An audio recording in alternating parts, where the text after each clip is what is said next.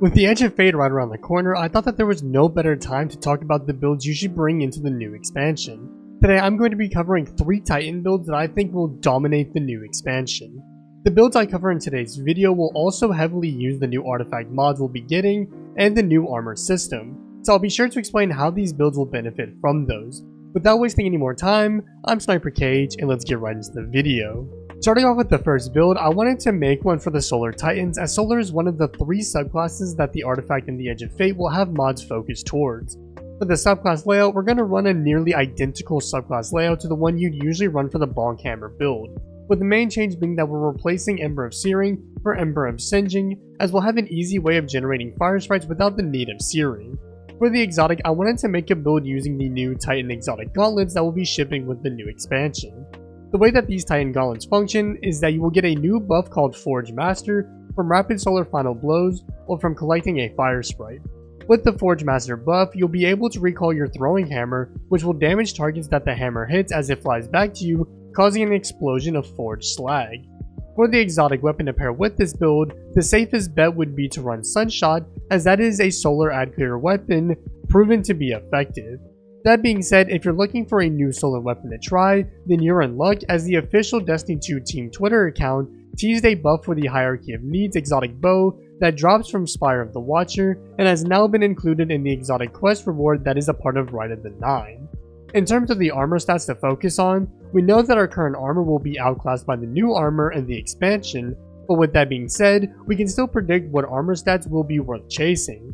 For starters, I'd recommend focusing the melee stat, since this is a melee focused build, as getting the melee stat over 100 points in the new armor system will let your melee do bonus damage, allowing us to get back some of the damage we'll lose for skipping out on the melee damage exotic like Syntheseps or Wormgod's Caress. Additionally, I'd recommend grinding the health stat second, as this will increase the amount of health you'll get per orb, which would be nice to increase survivability. In terms of the artifact mods to rock, while we don't have exact numbers on what each mod does, we can at least make general ideas on what mods will pair well with this build. For starters, Flame, Fiber, and Freeze will be a good pick to combine Solar, Stasis, and Strand siphons into one mod. Next, Fever and Chill will be great for this build, granting you an easy way of getting Radiant, by landing rapid precision shots with Solar Weapon. To continue on, we have Shoulder to Shoulder, which will grant you bonus damage resistance for dealing sustained precision damage while nearby 2 or more allies. Elemental Coalescence will also be a great mod, which will give you a chance at getting a fire sprite when defeating targets, and Shield Crush, which will grant you increased grenade regeneration while Radiant is active, which might seem useless for this build, but having fast regeneration on healing grenades allows for you to have a get out of jail free card up constantly. Now for the next build, I wanted to make a build for Stasis Titans so that you could benefit from a large amount of the Stasis focused artifact mods. However, I find Stasis Titan to be really weak in this current sandbox, and since we have no signs of Stasis Titans receiving any kinds of buffs heading into the Edge of Fate, we'll be showcasing another build that can still benefit from the Stasis artifact mods, being Prismatic Consecration. Now yes, I am aware that this build is receiving yet another nerf heading into the expansion, being that the consecration aspect is losing one of its fragment slots. That being said, this nerf is actually rather minimal, and is pretty easy to sidestep, so I'll be showcasing how to make this build strong despite the nerf. For the subclass layout, you'll want to copy the one on screen. The biggest sacrifice we're making is removing Facet of Hope from this build, as I don't find it to be all that necessary, especially if you're able to build Transcendence fast, which this build most certainly can.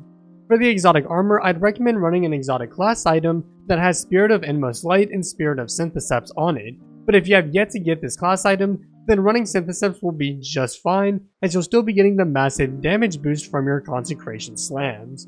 For the exotic weapon, it's up to you, but I find Sunshot to be a great pick as it's still a great weapon and has great synergy with an artifact mod we'll be running for this build. For the armor mods, you'll want to focus on melee as this is another melee build, plus we'll be getting the bonus 30% damage boost for having 200 points into the stat, which will be much easier to achieve with the new armor system.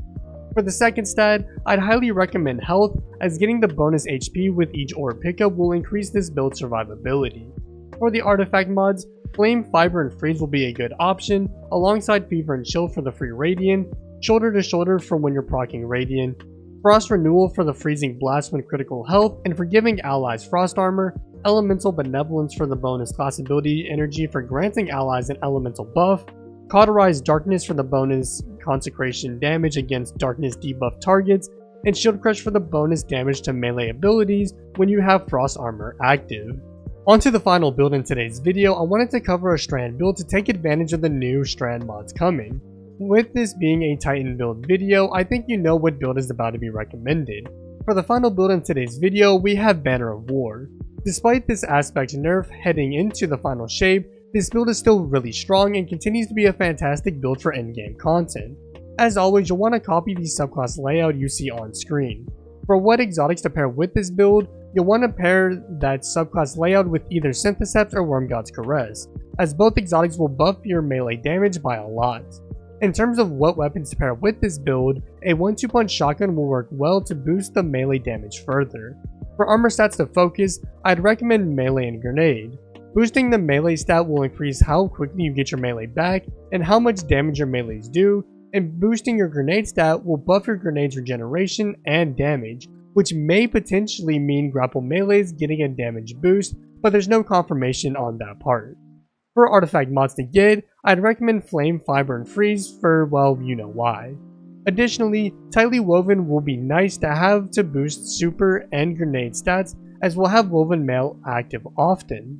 Elemental Benevolence will also be nice to have to gain bonus ability energy when granting allies Woven Mail, Refresh Thread to gain bonus energy to your least charged ability when picking up a Tangle, Threaded Blast for an increased radius and damage for your Tangles, and Shield Crush to further boost your melee damage and regeneration while Woven Mail is active. Well, that'll wrap up today's video. If you found it helpful, a like rating would be greatly appreciated, and consider subscribing to the channel for more Destiny 2 content dropping weekly, and to be updated on when I upload the Hunter and Warlock versions of this video.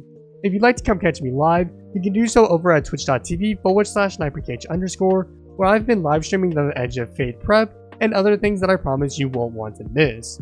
Finally, consider following me on my other social media platforms linked below to know when I upload and go live. With that being said, I'm SniperKH, and I'm out. Good luck with gaming.